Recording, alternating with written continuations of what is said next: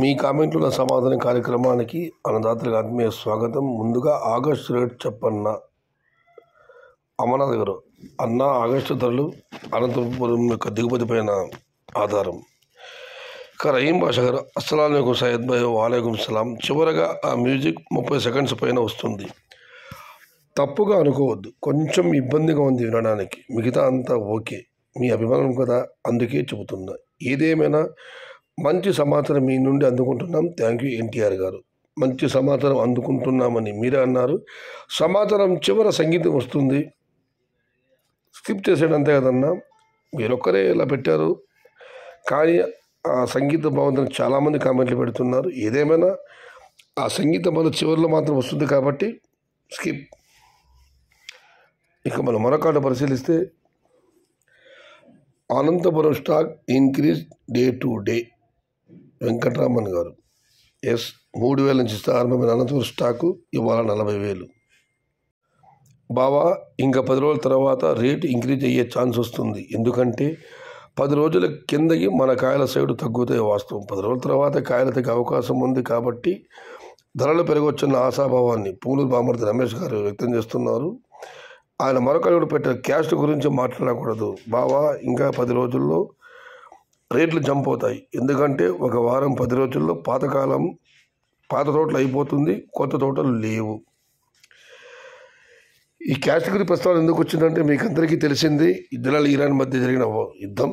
నేను ఇవాళ ఖొమేని గారు ఫోటో పెట్టాను, దానికి ఉన్నదాంతో కామెంట్ పెట్టారు, నీ యొక్క అసలు రంగు ఇప్పుడు బయటపడింది. ఒక విషయం, అమెరికా సామ్రాజ్యవాద దురహంకారానికి ఆయన లొంగలేదు, బెదరలేదు. వయసు 24 సంవత్సరాలు. చంపుతామని బెదిరించిన, ఇరాన్ను నేలమట్టం చేస్తామని హుంకరించిన, రెండో ప్రపంచ యుద్ధం తర్వాత అమెరికా స్థావరాలపైన దాడి చేసిన దమ్మున్న దేశం ఇరాన్.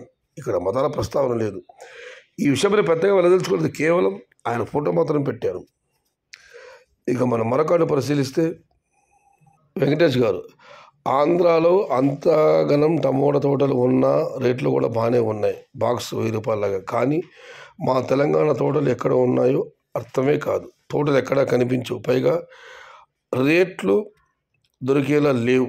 జస్ట్ నిన్న మాత్రం 25 కేజీల బాక్సు 800 పోయిందంట, మొన్నటి వరకు 400. నా తోట కాయదశలోని ఉంది, తొందరగా పండ్లు కావాలంటే ఏం చేయాలి సయ్యద్ బాయ్. అన్నదాతలు ఏదో మందు ఉండాలి కాయలు తొందరగా మాగడానికి, నాకైతే గుర్తు లేదు. కామెంట్ రూపంలో తెలియజేయండి. ఆ అన్నదాతకు మీరు ఇచ్చే సమాచారం ఉపయుక్తంగా ఉంటుంది. ఇక వెంకటేష్ గారు, పచ్చగా ఉండే పురుగులు కాయలను బొక్క పెడుతున్నాయి బాబాయ్, రేపు మందు కొడతా, మంచి మందు సజెస్ట్ చేయండి వీక్షకులారా, మీకు ఇది నా విన్నపం అని వెంకటేష్ గారు కామెంట్ పెట్టారు. దయచేసి ఆయనకు మంచి మందుని సూచించండి. ఇది ఈరోజు మీ కామెంట్లో నా సమాధానం. చాలా చిన్న కార్యక్రమం. శుభరాత్రి.